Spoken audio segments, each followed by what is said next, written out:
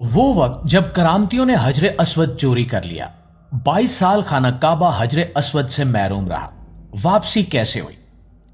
ناظرین، 7 ذی الحج 317 ہجری کو اسلامی تاریخ کا ایک نہایت دردناک اور حیران کن واقعہ پیش آیا جب بحرین کے حاکم ابو طاہر سلیمان کرامتی نے مکہ معظمہ پر حملہ کر کے شہر پر قبضہ کر لیا۔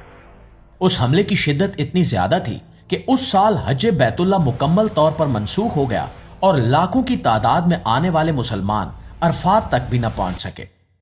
یہ اسلام کی تاریخ کا پہلا موقع تھا جب حج جیسی عظیم عبادت روک دی گئی۔ اس حملے کے دوران بے شمار حجاج شہید کیے گئے، خانہ کعبہ کی حرمت پامال کی گئی اور سب سے بڑا سانحہ یہ ہوا کہ حجر اسود کو خانہ کعبہ سے نکال لیا گیا۔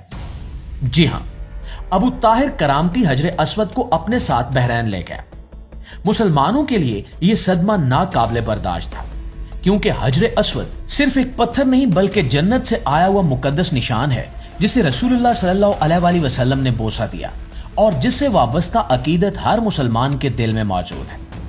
سالہ سال تک خانہ کعبہ اس مقدس پتھر کے بغیر رہا اور مسلمان شدید کرب میں مبتلا رہے۔ آخرکار عباسی خلافت کے خلیفہ مقتدر باللہ نے اس مسئلے کو حل کرنے کے لیے کرامتیوں سے مذاکرات شروع کیے۔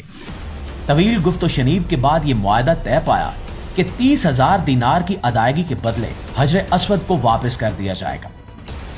339 ہجری میں یعنی تقریباً 22 برس بعد حجر اسود کی واپسی کا مرحلہ آیا۔ خلیفہ نے اس بات کو یقینی بنانے کے لیے کہ اصل حجر اسود ہی واپس لایا جا رہا ہے، ایک جلیل القدر عالم اور محدث شیخ عبداللہ کو ایک وفد کے ساتھ بحرین بھیجا۔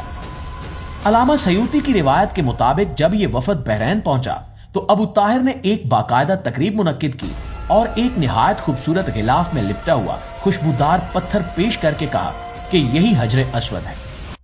شیخ عبداللہ نے بڑے اطمینان سے اس پتھر کو دیکھا اور فرمایا کہ یہ اصل حجر اسود نہیں ہو سکتا، کیونکہ اصل حجر اسود کی 2 نشانیاں رسول اللہ صلی اللہ علیہ وآلہ وسلم سے ہمیں معلوم ہیں۔